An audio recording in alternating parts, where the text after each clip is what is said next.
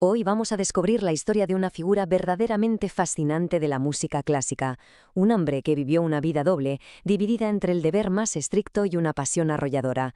Su nombre es Nikolaus von Kruft. Y aquí empieza lo bueno, el gran misterio de su historia. A ver, ¿cómo es posible que un altísimo funcionario del gobierno, metido hasta el cuello en la política de la Europa napoleónica, fuera a la vez una pieza clave en la música? Tanto que se le considera un precursor directo de alguien como Franz Schubert. Suena increíble, ¿verdad? Para entenderlo, tenemos que viajar en el tiempo, a la Viena de finales del siglo XVIII. Nikolaus von Kruft nace en 1779, en plena ebullición del clasicismo. Vivió y compuso en la misma ciudad que Beethoven, pero su historia, como veremos, es muy distinta. Y lo más impactante es que murió muy joven, con solo 39 años, dejándonos un legado que en realidad apenas empezamos a redescubrir ahora. Venga, vamos a meternos de lleno en el misterio de esa doble identidad de Croft. Porque no hablamos de un aficionado, para nada. Era un profesional de primer nivel en dos campos que no podían ser más exigentes. Y claro, llevar esa doble vida, pues tuvo un precio altísimo. Todo apunta a que su muerte tan temprana se debió a lo que en alemán se llama Überanstrengung, vamos, lo que hoy llamaríamos un burnout o agotamiento extremo. Una sobreexigencia constante que, al final, su cuerpo no pudo soportar. Y aquí es donde la cosa se pone fascinante. ¿Cómo eran esas dos vidas, en realidad? Vamos a ver en detalle las dos profesiones que marcaron a Nikolaus von Kruft, esos dos mundos que parecían totalmente opuestos. Fijaos en el contraste, es que es brutal. Por un lado, tenemos al burócrata, al hombre de Estado, y por el otro, al artista, al pianista, al compositor. Eran literalmente las dos caras de la misma moneda, dos identidades que convivían, como podían, en una sola persona. Su carrera como funcionario era de primerísima línea. No era un cualquiera. Era hijo de un ministro de Estado, se formó en filosofía y derechos y acabó trabajando mano a mano con el famoso príncipe Metternich en la Cancillería secreta. Esto significaba viajes diplomáticos por toda Europa, una inmersión total en la alta política de la época.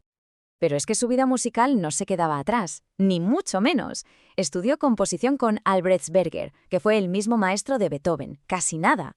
En Viena era famosísimo como pianista, todos hablaban de su técnica increíble, de su precisión. Y por si fuera poco, dicen que tenía una memoria musical prodigiosa.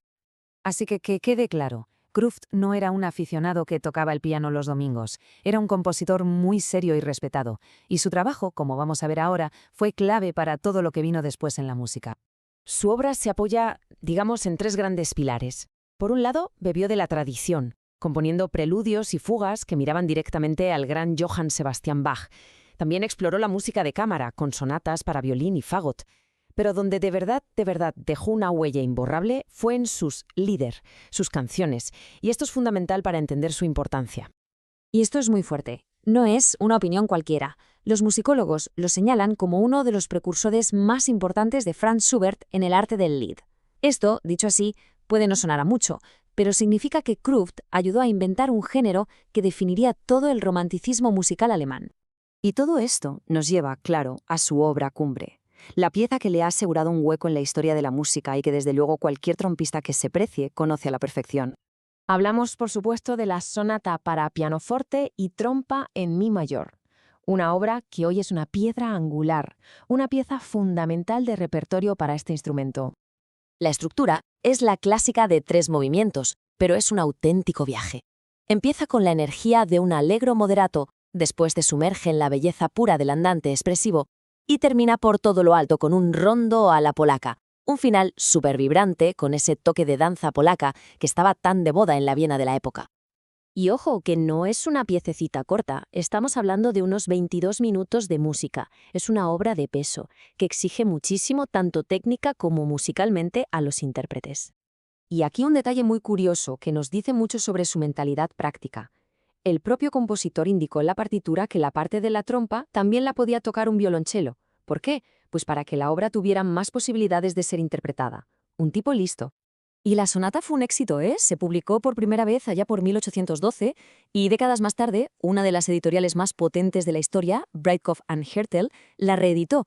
Y a día de hoy, pues eso, es una obra de estudio obligatoria en conservatorios de todo el mundo. Bueno, y ya para ir cerrando, vamos a reflexionar un poco sobre el impacto de esta vida tan intensa y a la vez tan corta, porque el eco de Nikolaus von Gruft llega mucho más lejos de lo que sus 39 años de vida podrían sugerir.